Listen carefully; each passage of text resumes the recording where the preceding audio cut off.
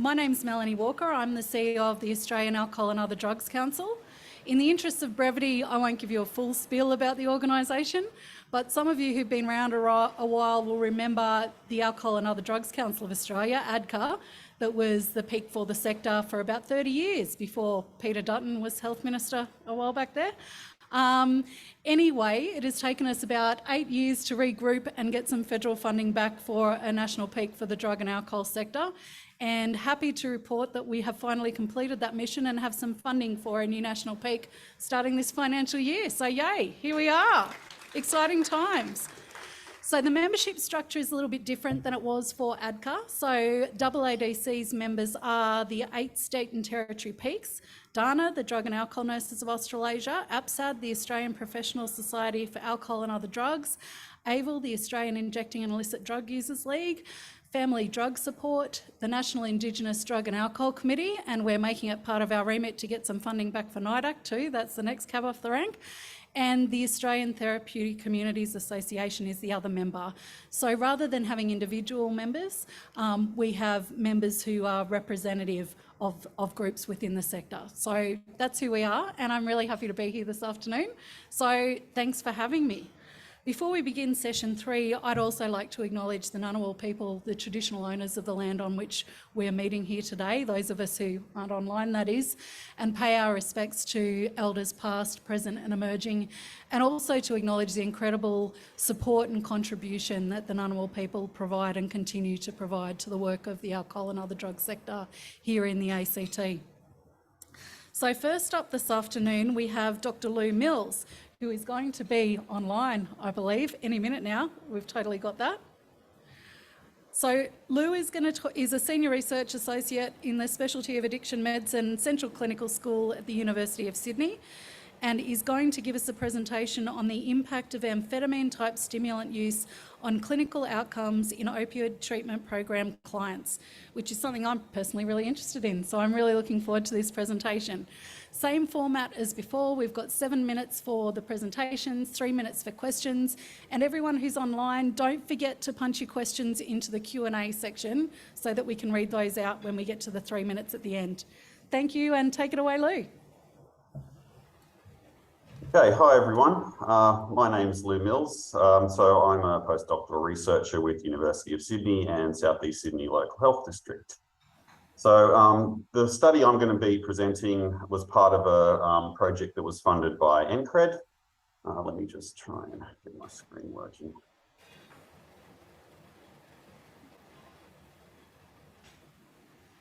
Right, can everyone see that okay?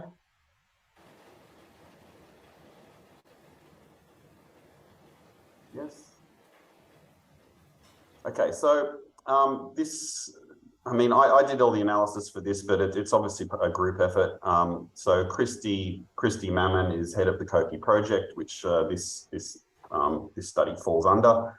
And Nick Linceris obviously leads the team at the Langton Centre. There's also Rachel Deacon, Emma Black, Jennifer Holmes, and also the lovely people at NCCRED, Krista and Nadine and Gemma.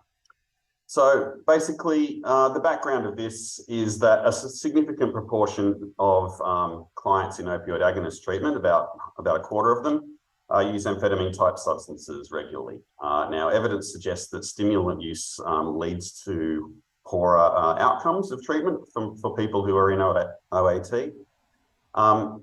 But no studies have really examined how amphetamine use at the beginning of treatment affects clients' responses to treatment over time. So the aim of this study was to examine whether people's baseline frequency of amphetamine-type substance use at the beginning of treatment has an impact on their substance use, their health and well-being over time. And so basically it's whether amphetamine use leads to a poorer prognosis during treatment for opioid agonist treatment. So this data was basically emulating kind of a longitudinal cohort design where we split the sample into groups and just observe them over time. So it's sort of like a clinical trial, except we're not actually randomizing anybody. This was all retrospectively collected data from routinely collected outcomes data. So we use mixed effects models for repeated measures regressions to observe whether the rate of change in various important clinical outcomes over time differed based on the frequency of clients' amphetamine type substance use in the 28 days prior to starting a new treatment encounter. As I said, we use routinely collected outcomes data. This was from the Australian treatment outcomes profile, and it was and this is like routinely collected from people at assessment and during treatment in any New South Wales public drug and alcohol treatment service.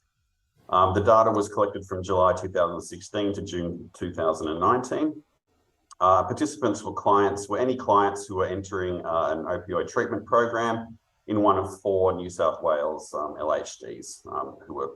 These were the LHDs who were participating in this study funded by NCCRED, and they had to have had at least 2 ATOPs in the first 12 months of treatment. Otherwise, you can't really measure any kind of change. But some had more, but 2 was the minimum. So amphetamine type substance use at assessment was split into people who were not using any amphetamines when they started treatment. So that's 0 days in the previous 28. People who were using low amounts, which was 1 to 12 days, and people using high amounts. That's 13 to 28 days of amphetamine use in the previous 28 days. There were 7 outcome variables that we tested: amphetamine type substances, opioid use, cannabis use, alcohol use, and also psychological health, physical health, and quality of life. And they're all measured on the ATOP.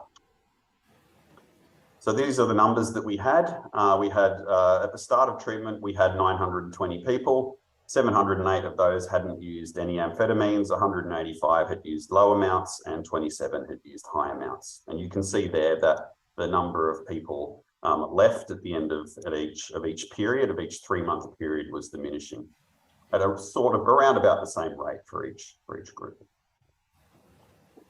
So this is what the data looks like. These are the means. So this is the mean amphetamine type substance use in the previous 28 days for the high group in yellow. You can see obviously they have high amounts of amphetamine type substance use, and then you have the low group, and then you have the no group. And the solid lines are the means, the mean use in the previous 28 days for people within that period.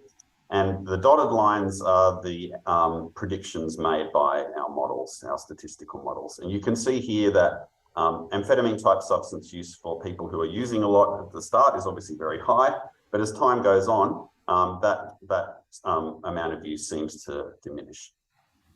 Interestingly, the same is true for opioid use among people who are using high amounts of amphetamines. So the people who are using high amounts of amphetamines at baseline are also using more opioids at baseline. Same corollary for people who are using low amounts. It's less obviously, but it's still more than people who are using none. And cannabis is a similar story. So, I mean, we can see that with our eyes, but we went ahead and tested whether these were significant. So you can see here with amphetamine type substance use, you have large differences in the amount of amphetamine type substance use at baseline. The higher group and the lower group were both using more amphetamine type substances than the no group, no surprises there. But what happened is that these differences actually diminished over time. So though there's still significant differences in the amount of amphetamine type substance use, they're much reduced. And the difference until at 12 months, the difference between the low use and no use groups is still significant, but lower at baseline, and there's no significant difference between the no use and high use groups. So it's important to remember that these are people who are on opioid agonist treatment who are being treated for opioid use disorder, not for the most part for amphetamine use disorder. So it looks like the opioid agonist treatment plus case management that people get and other support for opioid use disorder is having a blanket effect on their other drug use. It's a similar story once again for opioid use. People who are using high amounts of amphetamine at baseline are also using more opioids, but these differences are pretty much gone by 6 months and 12 months, so there's no significant difference. Cannabis is the same. People who are using ATS at baseline are also using more cannabis, but again, these differences are pretty much gone by 6 months and 12 months. So ATS users at baseline reported significantly worse quality of life at baseline than non-ATS users. But once again, these differences are no longer there at 6 and 12 months. So our findings suggest that clients who use ATS frequently when they start treatment also use more opioids and cannabis than non-ATS users. But the use of these substances within the first year of treatment to the point where at 12 months is no higher on average than people who are using no ATS at the start of treatment.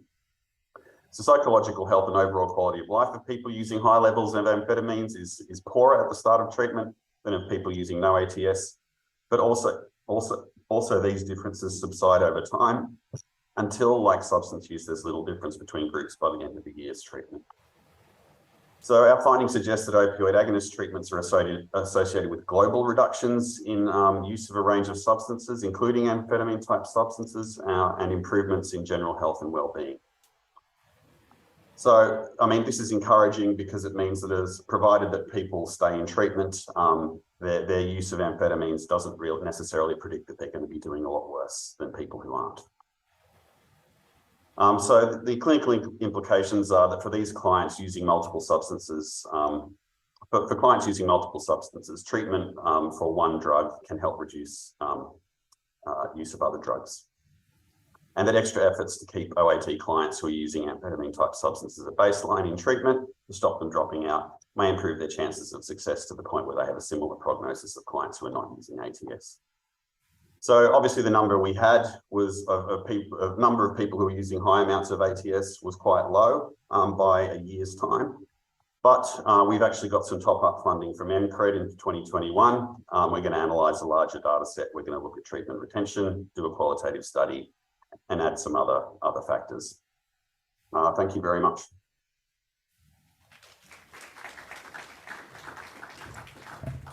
Awesome, thanks Lou. That is heartening and exciting all at the same time. And we have got time for some questions. Do we have any questions from the audience online? Just because I know they're probably feeling a little bit neglected at this stage of the day, and they've been super patient being online all day, yay. They are. Lou, can you see those questions there? Did you want to take them? We have one question from Mike Christmas, who's logged in online and interested to know if there's a difference between methadone and buprenorphine identified in your data. No, because, and not that there's no difference, it's just, that data is actually quite unreliable. And one of the things we'd like to do, what I'd like to do, is actually improve the amount of information. We don't actually have a lot of information about what kind of treatment people get. It's all there, but it's generally written in clinical notes by hand and is not really available for sort of large scale interrogation of data. And that's a major failing. And that's something we need to kind of work on, maybe looking at the NAP activity data, iDose data. It's all there, it's all being collected. It's just a matter of actually putting it all in one place and linking it together. And that's, you know, that's another several years of work, I think, to get all that together. And Pam has just asked a similar question, so I think we can call that answered live. Mike Christmas has just put a follow-up, interested in the kappa antagonism that could be important with that data collection into the future. And over to you, Mel. Thank you. Lou, do you want to comment on that last one, or are you good? Sorry, I don't even know what kappa antagonism is. I was nodding along. So that would be no. We might just take that one on board, shall we? Okay. Have we got anyone from the floor? I don't want to discriminate against people in the room. Simon, what do you got? Behind you, mate. Thanks. Lou, can you just comment on the loss to treatment issue, dropout? I don't know whether you mentioned that in your presentation, what effect that would have on the results. Yeah, well, look, potentially a lot. It looked like when you just eyeball the rates of dropout, they look kind of similar across the three different conditions, but I think we need to do a survival analysis to work that out properly. As you intuit, it might be that people who are using a lot of amphetamines just drop out and we don't see them, but we're going to actually analyse this. We've got some funding, top-up funding from NCCRED, which we intend to use to analyse that very question. It's just a matter of when staffing and time allow, but hopefully in the next few months we'll know that. Cool. Thanks, Lou. And thank No you worries. for coming online. I know it's a Yes. bit weird being zoomed into one of these things when everyone's in the room, but thank you.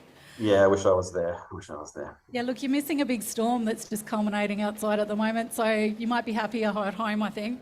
Oh, I like storms. It's actually very sunny here, though. But Bit of colour and movement, livening up the afternoon. exactly, it's drama. Rightio. So next we have Mr. Brennan Geiger, who's a research officer with the Edith Collins Centre at the Royal Prince Alfred Hospital in Sydney, and also a senior project officer with NADA in New South Wales. So Brennan will be second up in our session on emerging drugs and harm reduction this afternoon.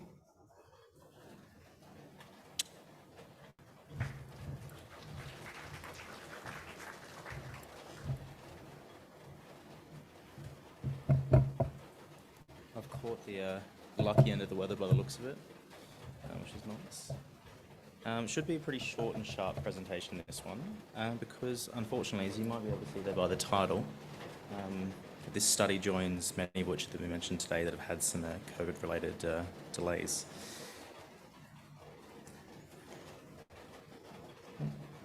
So I'm just setting a timer so I don't go over. I'd like to acknowledge my co-authors on this piece of work who designed and put this all together, and the funding from NCCRED. So drug use at celebratory events and music festivals by extension is by no means a new phenomenon. But what does that look like today? But what does that look like today at Australian music festivals? NDARC has done 2 surveys, one in 2015, which estimated approximately 65% retrospectively of patrons at those events used illicit drugs at that time, and of that cohort, 85% of that sample, give or take, was MDMA, followed by cannabis and then hallucinogens. More recently, in 2019, so NDARC also took a look at and found similar type of rates for people who intended to use at music festivals. This presents a very specific risk environment for those who choose to use MDMA at these settings. Drugs with, sorry, my screen's not updating. Drugs with sympathomimetic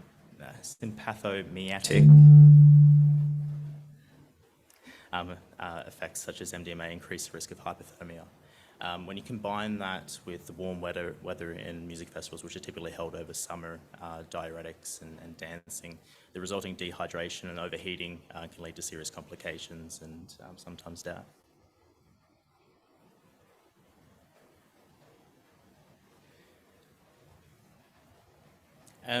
When you do take a look at the effects of MDMA in inducing hypothermic effects in people, you do see a significant dose-dependent rising core body temperature, and the aggregated pooled analysis of that estimates it around 0.2 to 0.8 degrees Celsius. So in this particular pooled analysis, you had approximately 30% becoming febrile, and a smaller amount, approximately 3%, I believe, developing a temperature over 38.5.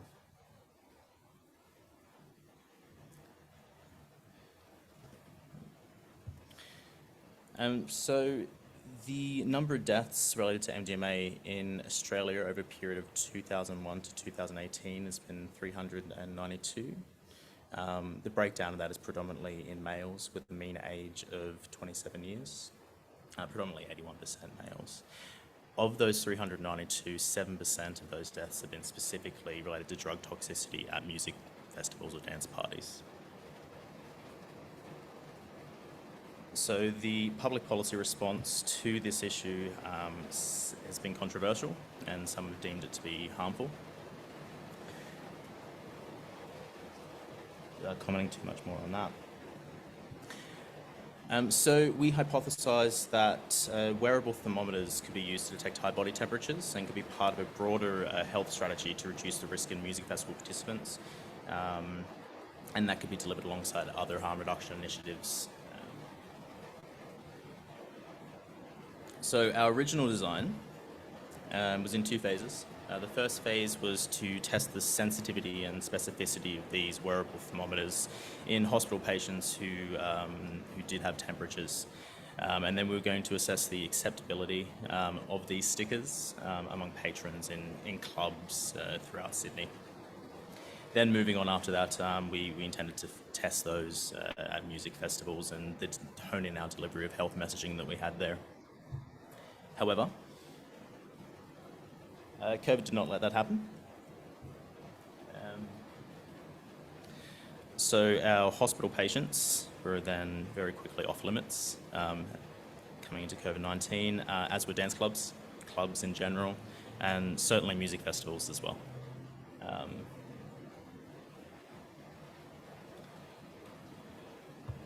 So over the time, we pivoted our design, and now we intend to take a look at a high-intensity gym workout sessions, similar to like your F45s and that type of model at the University of Sydney gym. We anticipate approximately 30% of the participants in those classes will develop a temperature around approximating 38 degrees Celsius. And the benefit of this design as well is it allows us to combine the two aspects of phase one, which was the sensitivity and specificity and the acceptability into one group that have similar demographics to federal patients.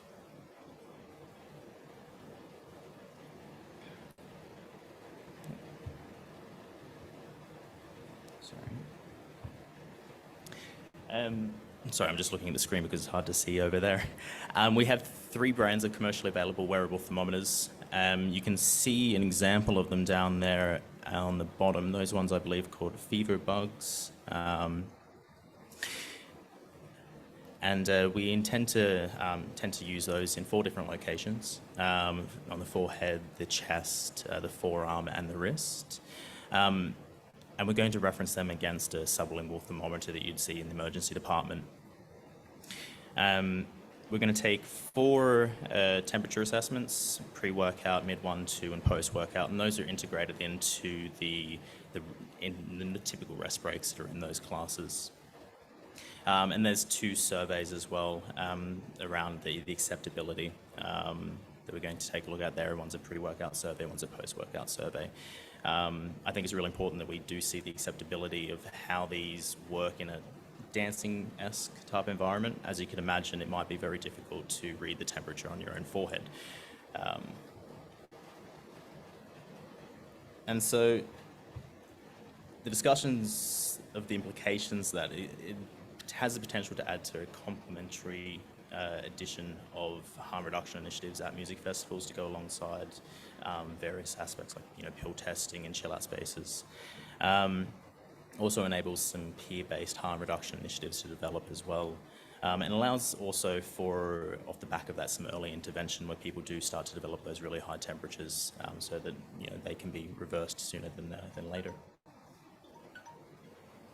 But thank you very much. I'm right on 7 minutes. Cheers. No. Rightio, who's got a question for Brennan? We have time. We have 90 seconds for questions. Thanks for a great presentation. Given that one of the risks that festival goers are often looking to avoid is interaction with the police, is there some concern that having identifiable stickers would make them think that they were going to be targeted, whether or not they actually were? Very much so. It's one of those things where we did think about that, and as far as implementation is concerned, I think it requires a little bit of creativity. You can imagine that if you had a specific cohort of people who will have identifiable stickers, that might present itself as probable cause to search them or something similar. I mean, some ideas I've had that have crossed through my mind and my minds of my colleagues is you could market it potentially as a sun-safe initiative or something similar, because the effects of this are very similar to sunstroke. But as far as the implementation of that goes and how you move around those different aspects of the policing is going to be difficult, I think. Yeah.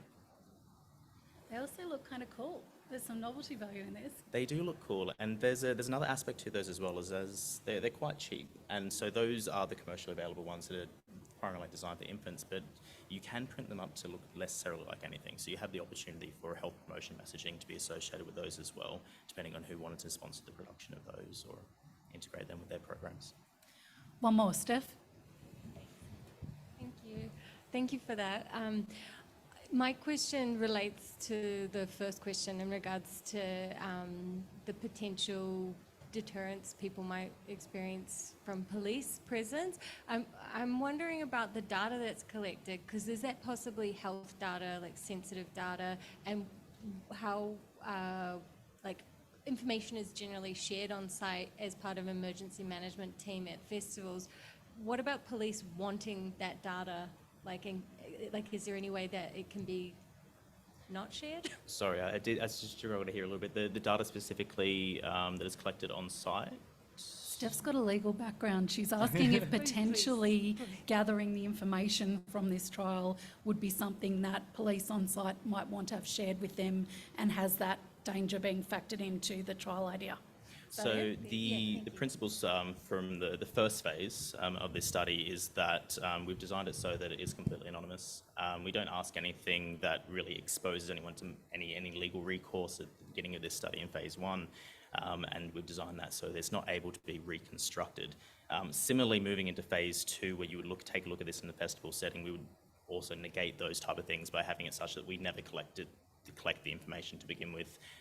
We might have participant numbers, but they'd be sequential, for example, and you wouldn't be able to reconstruct these things. So by all means, I would think that if we needed to provide data, then we would have no much more idea than what the police would in regards to those issues. Cool. Thank you, Wonderful. Brennan. Thank you.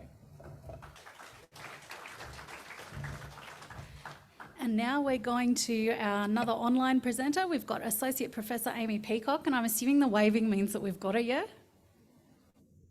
Hi. Excellent. Okay, that is good to know.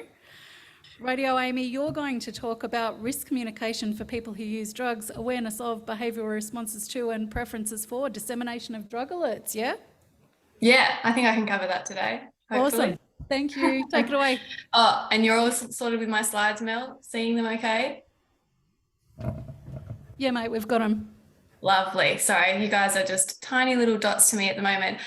Firstly, my apologies that I can't be there today, although it sounds like I'm better off here in sunny Tasmania rather than in the thunderstorm up there. So as Mel mentioned, I'm going to be talking a bit about drug alerts today, and I'd like to start off by acknowledging the many people listed on this slide who've contributed to the program of work. I'd also like to acknowledge the traditional owners of the lands on which we meet today, which in my case is the Mawinea people, and pay my respects to elders past and present, and extend that same respect to any elders, any traditional custodians of the land here today. So in terms of the work I'm going to be presenting, the work is funded in part by seed funding from NCCRED, but also with research funding from for other programs of work, including funding from the Australian Government Department of Health and Aged Care. And while I acknowledge the research team to begin with, and they are such a critical component to this, I would also like to really acknowledge the many participants who contributed to this program of work. So what are drug alerts? So these drug alerts are public health notices, which are variously called many things. You may hear about drug warnings, drug advisories, or community notices, but really they all talk about the same thing, which is a public health notice issued by health organisations about significant or pervasive or unique risks posed by substances circulating at a single point in time. The aim of drug alerts really is twofold. One is to increase awareness of risk, but also to encourage people to engage in greater harm reduction behaviours. So that might be avoiding using the substance, but it might be using less. It might be engaging in other harm reduction strategies or engaging with health services as well. Much of the research that's been conducted to date really has focused on people who inject drugs in terms of their responses to drug alerts, and really around their responses to alerts around opioids. And much of the work has been qualitative. So there is a real gap in terms of what we know about drug alerts, whether they're being shared and how people are responding to them. So as I mentioned, a number of questions. I'm going to try and tap into some of these today. So the first of them, do drug alerts actually impact the intention to engage in harm reduction behaviours? So that's in terms of hearing about hypothetical alerts. The second question is, are people actually aware of the dissemination of these alerts? We've seen a number of jurisdictions now for several years disseminating these types of alerts. So are they reaching people? What do people who use drugs do after hearing about these alerts? And I think probably most importantly, what do people who use drugs want in the communication of an alert? So to kick off with, I'm going to talk about a study that was conducted in 2020, and I am trying to claim credit for it here, but I really shouldn't. I should acknowledge Joel Keegan and Brianna Willoughby, who undertook this project as part of their honours work at UTAS and at RMIT. So they did a mammoth survey in 2020 of Australians who use MDMA pills or capsules. And essentially what they did is they randomised people either to a control condition where they didn't receive an alert, or to one of 18 alert conditions where we manipulated the nature of the alert in terms of information about the dose, about the potential effects, and about the actions people could undertake. Now, in this mammoth survey, they found some really interesting results. So what they did was they showed the alert group the alert, and then afterwards they asked both the people in the alert and in the control condition that if they saw a higher dose MDMA pill, firstly, would they consume the drug? And then if they did, what initial dose would they take? And what you can see here is we are talking about a hypothetical situation, but that quite a number of people said that they wouldn't consume the drug.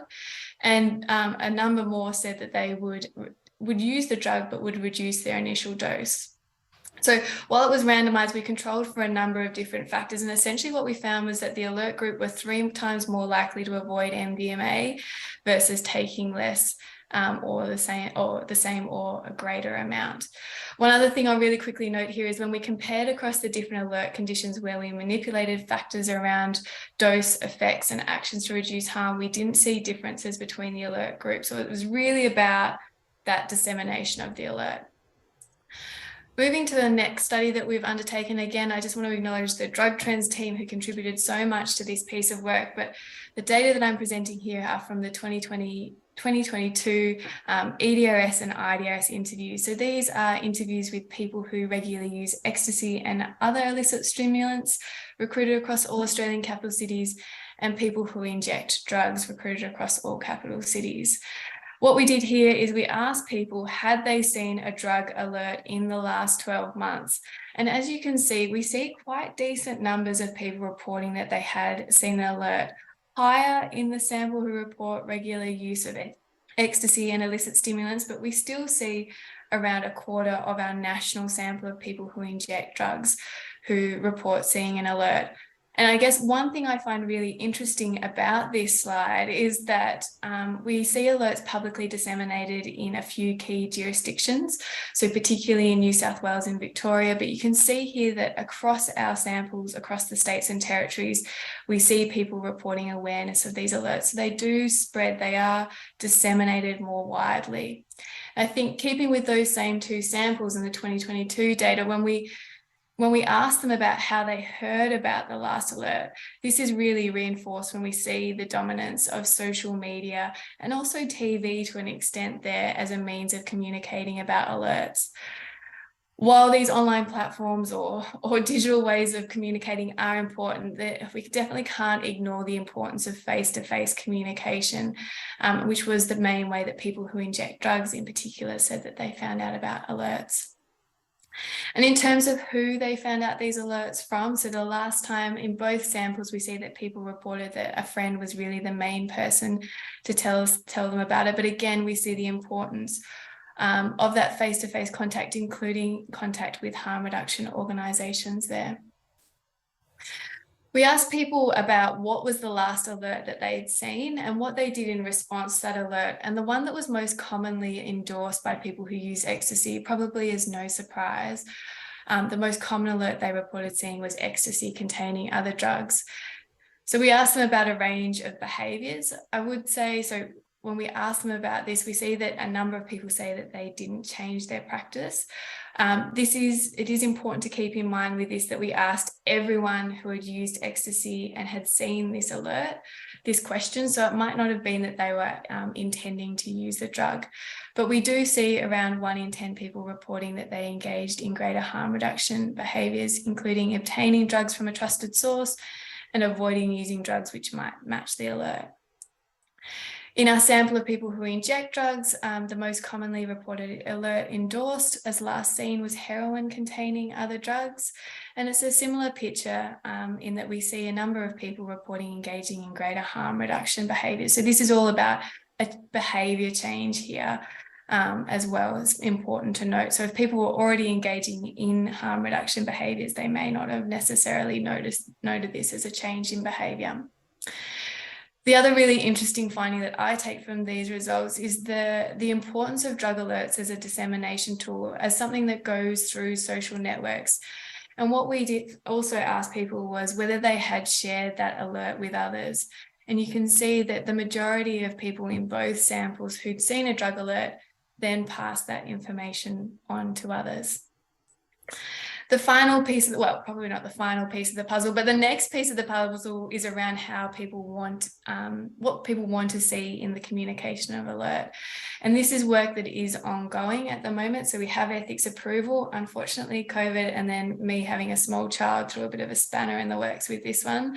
But this project is looking to kick off soon. We're partnering with Newer to undertake an online survey of people who use drugs to ask them a lot of questions about drug alerts, but in particular ask them about their preferences for communication of alerts. What sort of language do they want to see? What content? Do they want images? How do they want it communicated? Who do they want it communicated by? So these are all really important questions to canvass. So I guess in terms of the take-home messages, this program of work so far suggests that, yes, some people, and an increasing number of people, if we look at our data from IDRS, EDRS over time, unfortunately I couldn't show that, the increasing number are aware of drug alerts, that these social networks, these harm reduction organisations that share these alerts are so critical to disseminating information, to making people aware about these hazardous substances and encouraging them to engage in harm reduction behaviours, which is an outcome that we do hear about. But there is scope for so much more to be found, to be explored in relation to these drug alerts. So hopefully this is a more to come notice for you all. Happy to take questions and thank you for listening.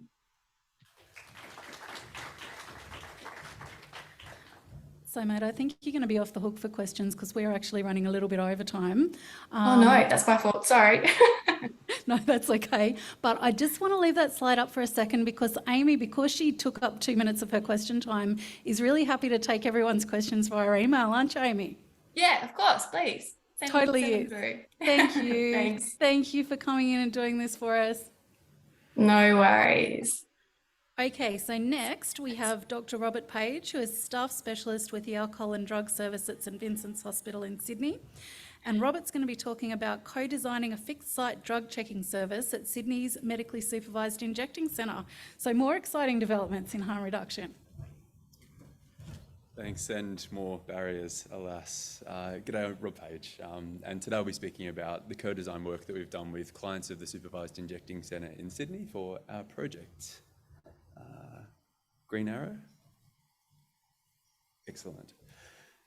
So our project, for those who don't know about it, is providing a pilot drug checking service for clients of the Supervised Injecting Centre in Sydney. So it'll be a feasibility and acceptability trial, also looking at the benefits and potential limitations of such a service. And we'll do that by actually delivering a drug checking service once we overcome said barriers. And it'll provide up to 100 clients of the Injecting Centre with the ability to have drugs tested on site. They'll undertake a brief research survey, be given results along with tailored harm reduction intervention information, and then they'll have the ability to attend a fortnight later and receive off-site confirmatory results should they so choose.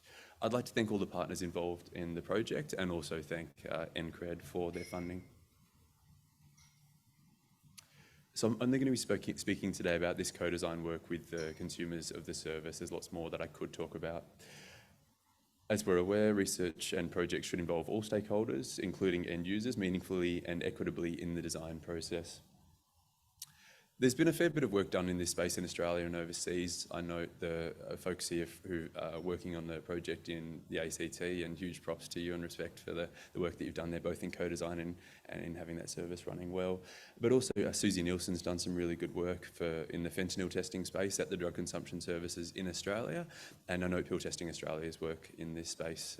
And there are a couple of other references there for some of the work that's been done overseas. But there hasn't been work done in Australia at a drug consumption service for a comprehensive drug checking service, so we wanted to explore that space. So for those of you who don't know, the CAG, or the Consumer Action Group at NCCRED, has been around since 2015. I think it was first mooted in 2010. It involves 10 consumer members, so people with lived and living experience of substance use. Most are still clients of the service and use it regularly, and it has Aboriginal representation, as well as 4 staff liaison positions, and they meet monthly. And unfortunately, due to COVID, they met online during the time that we were hoping to speak with the members of the group. So ordinarily, we would have got together with them, spoken with them in a group about the project.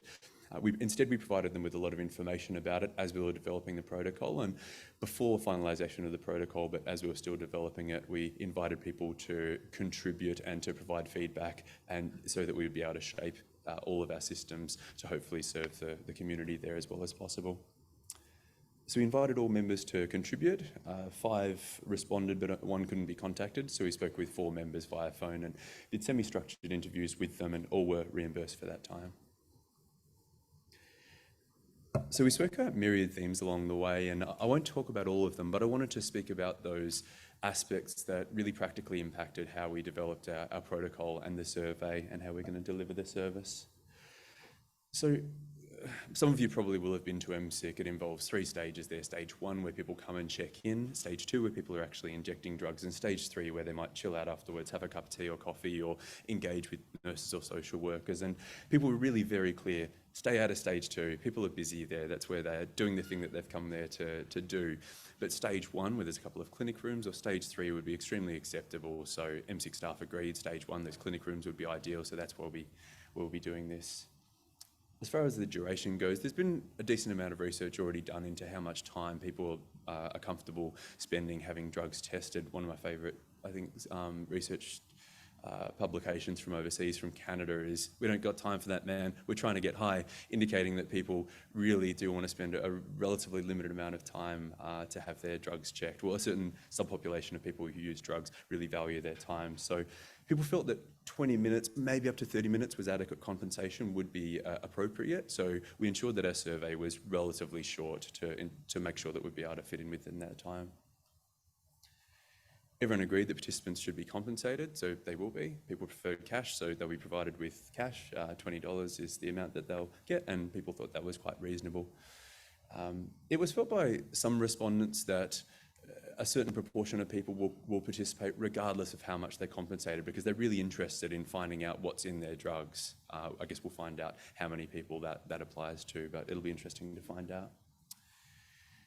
For the purposes of analysis, both on-site and off-site, we need at least 0.01 grams for qualitative analysis, and at least a whole point, so 0.1 of a gram for full quantitative analysis. And I guess I apologise to the chemists out there who might tell us that you actually need a lot less than that, but this is what I've been told by the chemists involved in the study.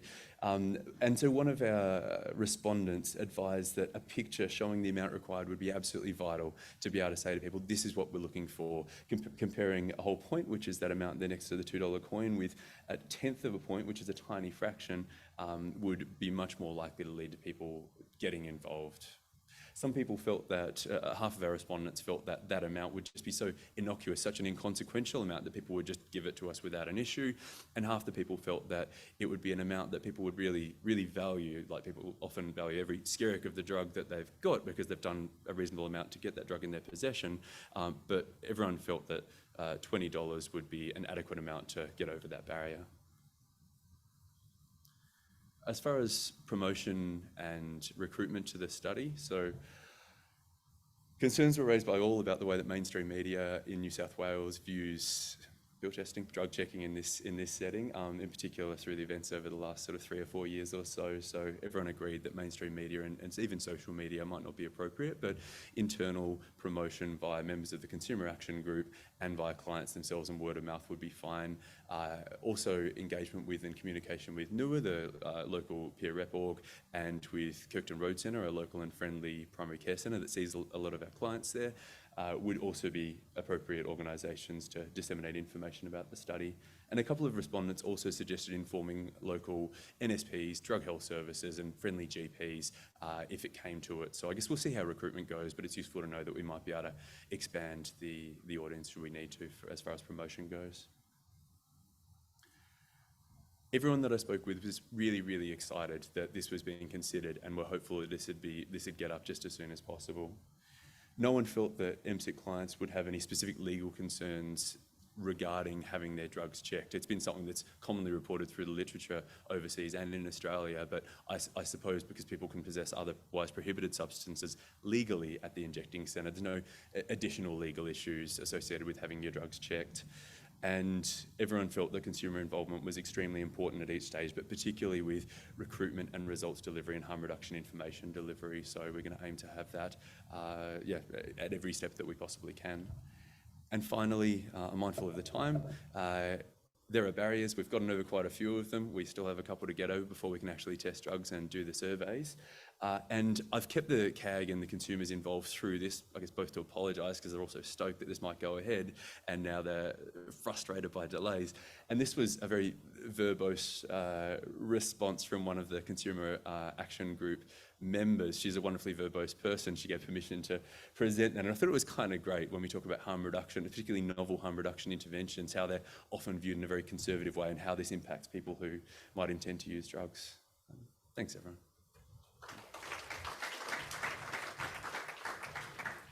Excellent. Don't go anywhere, Rob. Okay.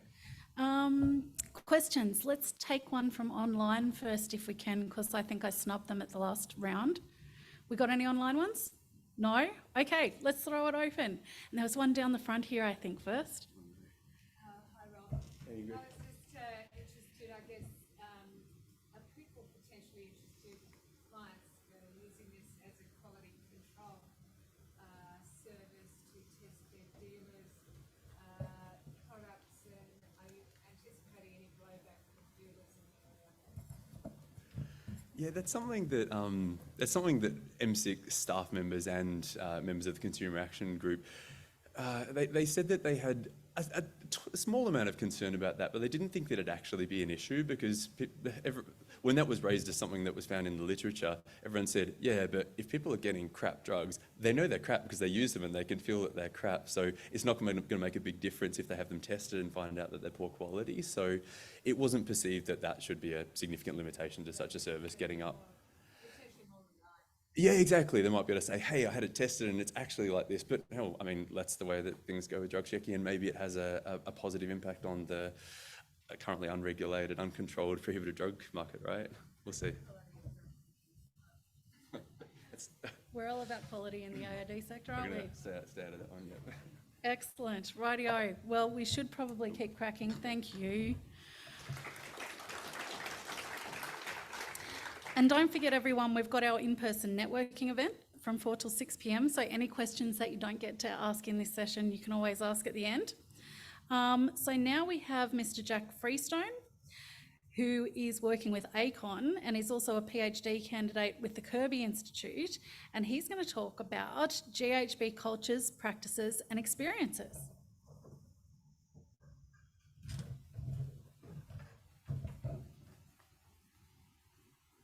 Hi everyone. Thank you so much to NCCRED for having me to come along to speak at the symposium today. So I work at ACON. We're a community health organisation in New South Wales, and we specialise in health and wellbeing among LGBTQ populations. I have to confess, I rehearse everything that I do. Sometimes I even rehearse my phone calls.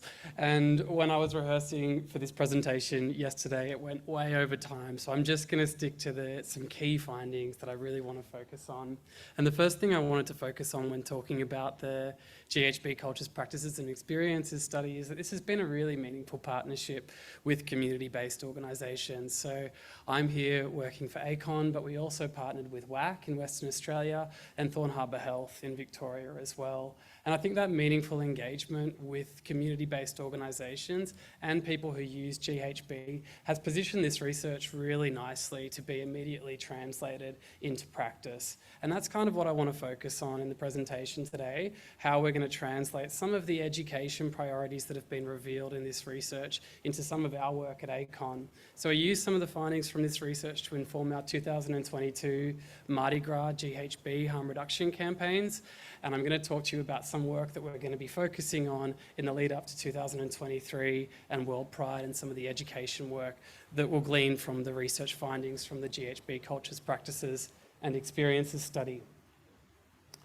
So before I get on to talking about the aims, I wanted to give you a little bit of insight into what was going on when we were conceptualizing this research. So for those who don't know, GHB is a central nervous system depressant that carries a really high risk for overdose. Although there's a relatively small amount of GHB used in the general population, it accounts for a disproportionately high number of overdoses.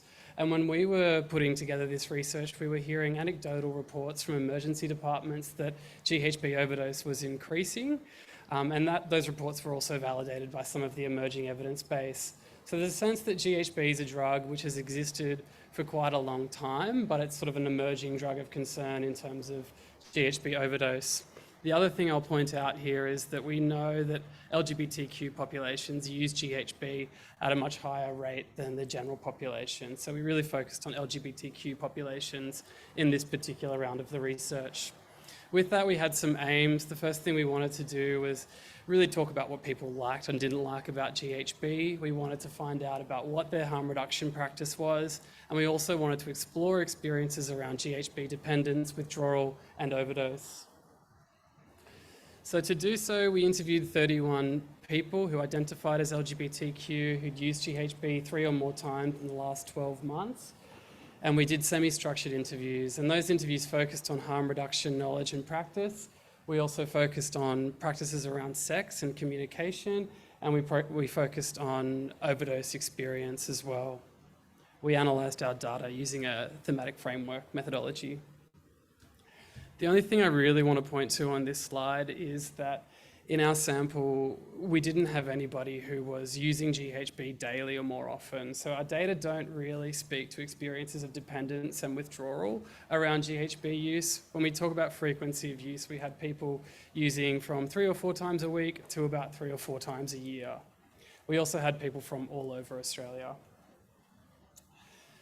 Before I get onto some of the education priorities, I'm just going to give you a little brief snapshot of some of the broader findings. So in terms of context of use, we found 3 contexts of use reported. Most commonly, people were using GHB at home in a range of different ways, at dinner parties, at sex parties, or just on the couch watching TV. We also saw that GHB was really commonly used in the context of sex. It's a really powerful sexual enhancement drug, and people really valued the experience of GHB sex. And then finally, the least reported, but still reasonably commonly reported context of use was at clubs and at festivals. We know that GHB is a drug that is not often used on its own. It's often mixed with other substances. And the type of drugs that were being mixed with GHB were context dependent. So we saw it often being mixed with crystal methamphetamine among gay and bisexual men who were having casual sex, or we saw it being mixed with MDMA more often at clubs and festivals. Okay, so onto some education priorities. As I said before, GHB is a drug which carries a really high risk for overdose. And so we wanted to get an understanding of what people were doing around overdose prevention And this slide doesn't totally capture it, but the paper that's got a QR code link there does describe some really robust practices that people had in place in terms of overdose prevention. So careful practices around measuring your G, timing the interval of your doses, and careful practices around polydrug use as well. If we look to some of the education priorities or maybe some of the deficits in practice, what we found was that people who are new to using GHB seemed susceptible to overdose due to lacking knowledge. So we really want to target some of our education work at people who are younger or new to using GHB. But among people who are experienced GHB users and folks who've been using for a very long time and who reported that they had really good knowledge and practice around harm reduction, but who'd also experienced overdose, reported that they experienced that overdose because they got carried away in the heat of the moment, the sense that as an occasion of use goes on, more drugs might enter the frame, might become more intoxicated, and my practices around regulation in terms of timing and dosing and measuring might go out the window. So when we think about education priorities in response to that, what we want to think about is how do we promote adherence to our harm reduction strategies throughout an entire occasion of use? Do we use a buddy system to be accountable to our peers when we're using? Do we limit the amount of GHB that we're taking with us or other drugs that we might have available to us as well? I want to talk about sex and consent. This came up a lot in our study because people really enjoyed the experience of GHB enhanced sex. I would say that 28 out of our 31 participants reported that they used GHB for sex, and this wasn't a practice that was just restricted to gay and bisexual men, as a lot of the evidence speaks to sexualized drug use among gay and bisexual men, but rather people across all sexualities and genders reported that they enjoyed GHB enhanced sex. GHB is a drug with aphrodisiac type properties, but it also disinhibits. And so there was a sense that if you're using a drug that's going to disinhibit, you need to be really mindful of how you can maintain your own sexual boundaries and respect other people's sexual boundaries, and ultimately have sex which is consensual. So people reported doing things like establishing frameworks of consent before using drugs and having sex, talking about limits, interests, and boundaries ahead of time. Less commonly reported were experiences of continual ongoing verbal communication throughout sex, which is something I think we need to pay attention to and really promote practices of checking in. We saw in our sample among a reasonable number of people who were dually engaged in kink and BDSM communities and sexualized drug use communities that our kink and BDSM folks who had really robust and nuanced practices around negotiating and communicating consent. Things like safe words, verbal traffic light signaling. Green means I love this. Orange means stop, slow down. Red means stop, this needs to stop immediately. So I think there's some learnings from that practice which we can really promote. And the final thing I'll say about that is that a number of people in our sample experienced what they called distress around sex while on GHB, which from other vantages might have been labelled as sexual violence. And so I think there's something in there about, in terms of education priorities, around helping people to acknowledge and recognise distress and respond to it if it occurs, but also helping people to name and respond to sexual violence if it occurs as well. Okay, the final thing I'm going to talk about is overdose response. So, sorry, I'll be quick. Sorry. The overdose response data, we just talked to people about when you witness a GHB overdose, what do you do? And we saw that some people did some really good things around witnessed overdose, so managing airways, recovery position, calling 000. But people also reported some really dangerous things like drastic pain stimuli, administering additional stimulants to reverse the effects of overdose, administering citrus. And people also reported really substantial barriers to 000 call, which we need to address. I'm just going to thank the 31 participants who were engaged in this project and the research team, and particularly Krista Seafried, who was so supportive throughout this project and contributed so much to it. So thank you very much.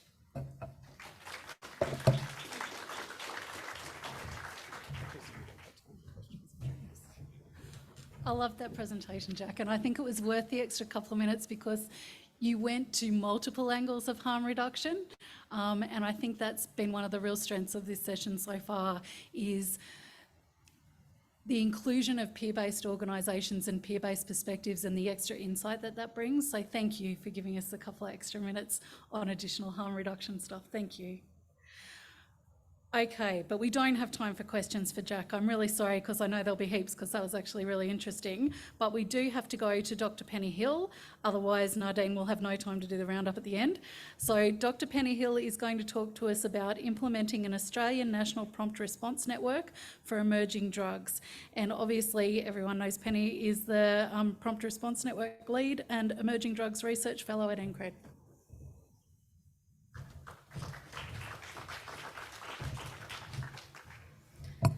Okay, thanks Mel. Thanks everybody for having me here today.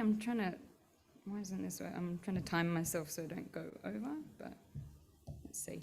And I will try and keep to time because I know I'm the last speaker today, so thank you everyone for holding out to wait to listen to hear on the updates of the Prompt Response Network. So I'll just start out by providing a bit of background as to what an early warning system is. So early warning systems typically aim to identify availability and use of new drugs, and also changes in the ways that people are using drugs, changes in the number of people experiencing harm from this drug use, and changes in the drug market. Early warning systems typically have the following attributes, which include multiple indicators of use, harm, and market features being measured, regular data collection with minimal time lag, triangulation and cross-verification of data, and communication of trends to those in policy and practice.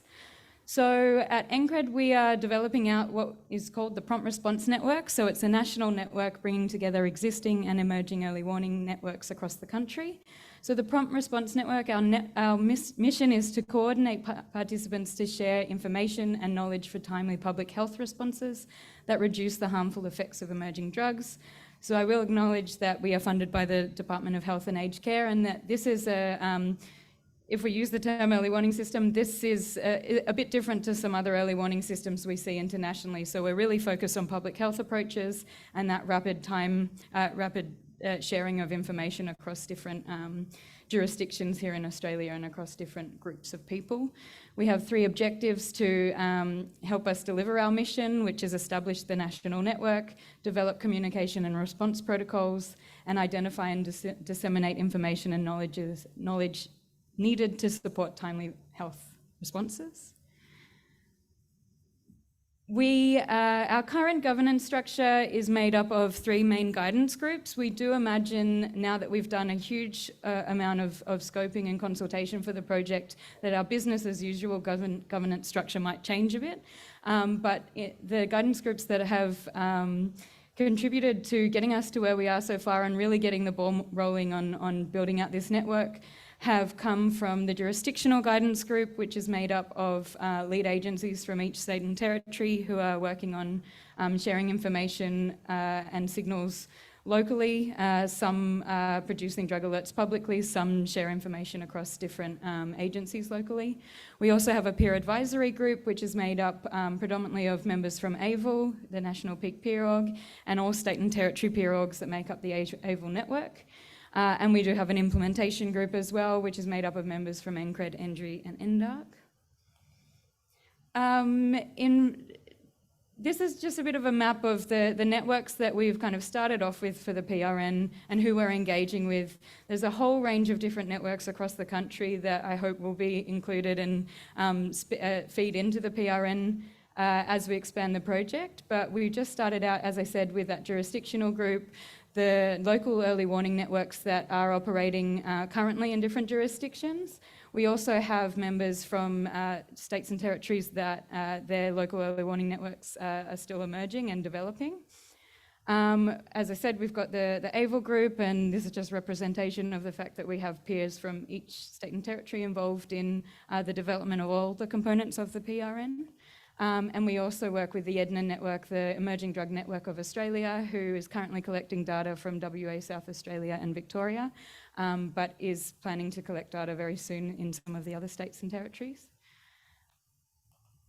I wanted to just, as you know from Amy's presentation, you know what a drug alert looks like, but this is just a couple of examples of local outputs from some government agencies, Victoria, New South Wales and Queensland, and also on the right-hand side we have a recent alert that's come out of the drug checking service in the ACT. I won't go into detail on this because Amy's already presented it, but we know that there is quite high rates of awareness across the country in different groups of people who use drugs of these alerts, more predominantly in people who use ecstasy and other drugs.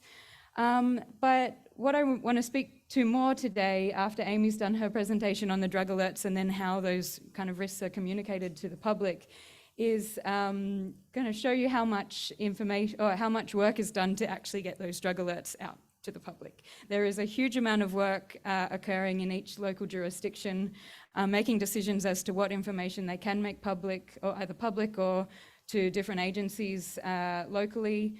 There's a lot of different processes that guide who's involved in these decisions, when the decisions are made, and what the key decision-making points are.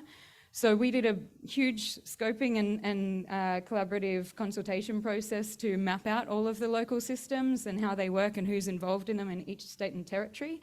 And we worked out how, at a national level for the Prompt Response Network, how we could support existing activities. This is really important because a lot of the work we assumed, but then kind of found out, was a lot of the work locally is being done either not resourced at all or really under-resourced. So we want to make sure that the national system supports existing activities and doesn't duplicate the work being done. We also want to enable where there are existing gaps and coordinate at a national level to ensure all the signals being seen across the country are shared with the other jurisdictional agencies so we can better inform public health responses.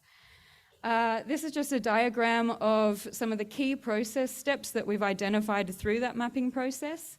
I don't have time to elaborate on them all today, but despite in Australia we have very different health systems and different systems that have kind of produced different early warning networks in each state and territories, there is a pretty typical process that occurs in each state and territories when they see signals presented, and then how they bring together their early warning systems to decide how they will communicate that data to different agencies and to the public.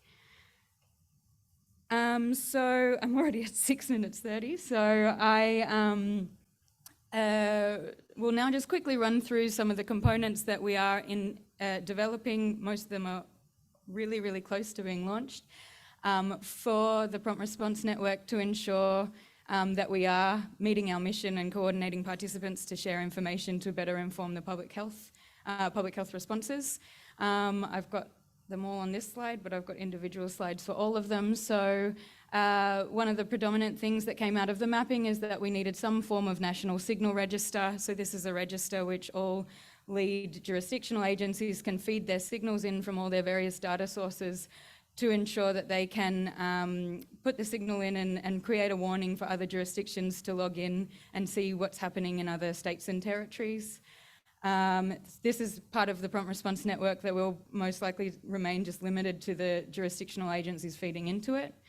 We also are the Prompt Response Network, so we have a big network component involved in this project. So our national network is a broad community of people involved with the local networks from a range of different sectors. And we facilitate this by we're developing out an online community platform for better communication across states and territories and different stakeholders. We also hold an online quarterly stakeholder group with our national group. This is just a screenshot of what that community platform looks like that we're about to launch in the next few weeks. We are also launching a public website, which will essentially be the hub of the different public health alerts and warnings coming out from different states and territories to make sure that all of these different warnings are shown at the national level. And we're also, those three components we've, as I've said, we've been developing over the course of the last 18 months or so, but we're still doing quite a bit of scoping work on what we're calling an anecdotal information portal. I've got a screenshot here just of the New Zealand system. And this would be potentially, this project's being co-led by our peer advisory group alongside us. so that we can develop part of a system where people, members of the public, people who use drugs, people in the sector, could report unusual effects that they might be experiencing, and then this information could be shared with the relevant jurisdictional agency so they can check their signals from other data sources and confirm if they are seeing similar effects. So I know I'm over time, I'm at 9 minutes, but I'd really like to acknowledge particularly Hayley and Seb, who are in the room, who are part of my team, and all of the people who feed into our various advisory groups. So thank you very much. Some of you are here today. Really happy to take any questions, particularly in the networking time, but very happy for anyone to reach out at any point to talk about the Prom Response Network. That's what I was checking. Yeah. There we go. Thanks, Penny. So, because we are over time and Nadine does need to finish this up, particularly for the people online who think they're going to finish it for, Penny, can we just flash back to that last slide so that we've got Penny's email address up? Thank you. So anyone online or in the audience who's got any questions, if you're here, you can bail Penny up after this. Otherwise, there is her email address if you want to ask her questions afterwards. And thank you so much, everyone, for coming. And Nadine, over to you, mate. Thank you. I think I'm in negative 30 seconds now, so I will be very, very, very, very quick here. Thick and quick. I guess I want to just wrap up the kind of breadth of presentations that we've heard today that cover kind of the span of clinical research, including clinicians, researchers, NGOs, consumers, First Nations perspectives, really from all around Australia. I mean, a focus on New South Wales, South Australia and Victoria, but also bringing in experience from Western Australia and Queensland. And we've heard a range of different methods here, so from kind of gold standard RCTs to pilot observational studies, surveys, interview qualitative data, some detailed statistical analysis of already available outcome measures, and particularly I think we found engaging the video presentation from our professional filmmaker, Jason Ramp, and I think we can take learnings, all of us take learnings on how to present our findings in a way that's particularly accessible, I think, to audiences. We've heard about a range of different methamphetamine interventions under research, including pharmacological and also mixed kind of therapies, looking at agonist therapies, ketamine, CBT, oxytocin and psilocybin, non-pharmacological interventions, including contingency management, neuropsych interventions, cognitive remediation, TMS, and online groups. In the GHB and emerging drug space, we've heard of a range of interesting initiatives for overdose or toxicity reduction interventions. And I want to finish by thanking our funders, the Department of Health and Aged Care, the whole NCCRED team, particularly over here we have Arlene, Krista and Gemma. Thank you QT for providing the IT, and Hayley, who did some of the mic work, you might have noticed. Thanks particularly to Ingrid for chairing NCCRED and the board and the consortium members from NIDRI and CETA, NDARC and St Vincent's Health Australia. Thanks to the presenters who online, and particularly the people that came here, our seed funding recipients and scholars and other people that presented today.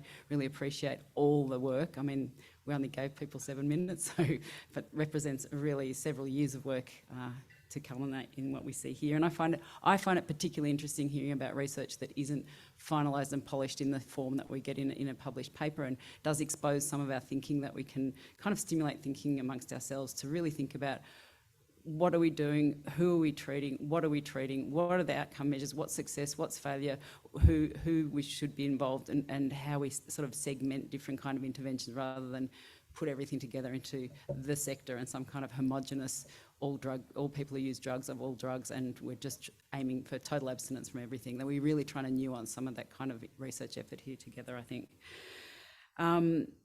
Thank you to the audience online, if you're still hanging around, and the people in the room. Really great to see everyone here today. And I'm just going to make one last thank you before we invite everyone to join us in the networking event.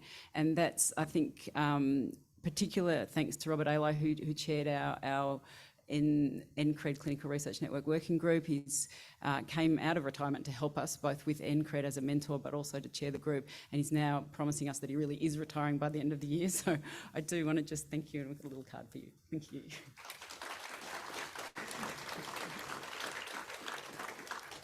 Over to the group. Thank you. Join us.